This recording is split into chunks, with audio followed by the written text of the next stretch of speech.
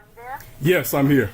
Ernest, were you the husband of the wife that was wiped, or were you videotaping also? I was, I'm the husband of the wife. I was videotaping. Yes, I was the person involved in the incident, the one that was assaulted. Explain to us what happened in your particular situation, because we're trying to understand why aren't people being prosecuted for these atrocities. Yeah, I mean, you know what?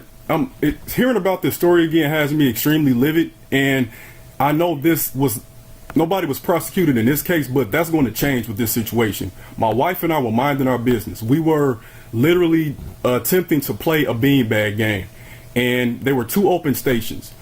The other group, which Jessica Lynn Sanders was a part of, they took all the bags. Okay, this is very simple. It's a shame it actually escalated to this level. They threw one of the beanbags extremely far. Nobody went to retrieve it after a few moments. Okay. My wife and I went to grab it just so we can play the game. We did not have anything to play with. As soon as we grabbed it, this irate white supremacist lady came over to us and started yelling at us, okay? That soon escalated to the N-word being said repeatedly, so I took out my phone. And if you all look at the video, she slapped it out my hand. So that's the first assault. Right. At that point, I picked up my phone and I dared her to say it again. And she did, because she, as a white supremacist who feels like the justice system is on her side, she had no qualms about it. She did not care. She said it again, and then she proceeded to spit on my wife. And it's all on tape, just like in this case. And so, listening and hearing that this judge got off, what feelings and emotions do you have? I'm extremely furious. This gentleman, the coach there, got off. What are you thinking? I'm extremely furious, and I'm listening to you all, and it brought back memories, because I remember hearing about this incident a while ago. So I'm really, I was actually finally starting to feel better about the situation, because we're progressing through it a little bit, but this has me just furious and infuriated all over again, because we cannot sit here and tolerate this type of stuff. It happens with something, with saliva being put on somebody. It happens with the police killings. Like, as a nation and as people, we have to stand up and say, this is it. We can't take it no more. One question before I bring in the attorney. Was she arrested and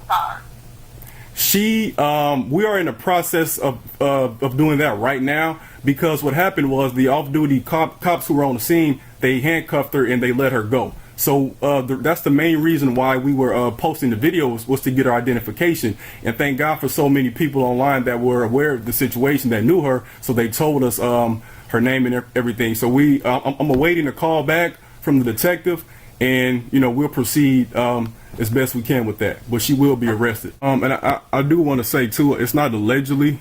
She definitely did it, and I just want to thank everybody that has been supporting us with this. We are just beginning.